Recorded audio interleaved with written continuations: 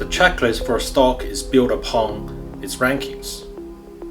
It is a simple way to visualize what areas does a stock do well on and badly. If a rank is in the top 20%, we show a top. If it's in the bottom 20%, we show a fail. And if it's in the middle 60%, we show you a neutral.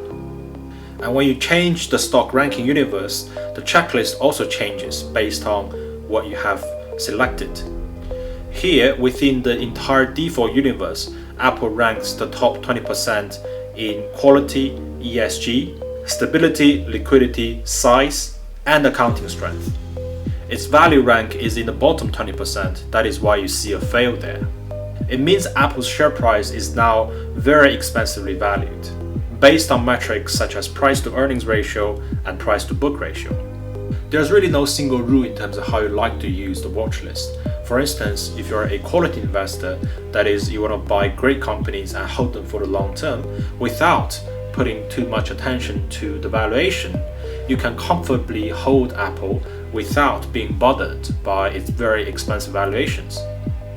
Or if you want to buy a company that is large in size, trades very liquidly so that you can get in and get out very quickly, Apple ticks those boxes for you.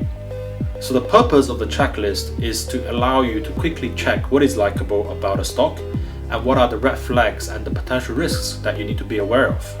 And here Apple is actually quite solid in many of these categories. That's why you see most of them are top and neutral, and there's only one area that Apple fails on, that is the valuation. And finally, as always, you can click into this eye icon here just in case whenever you forget something.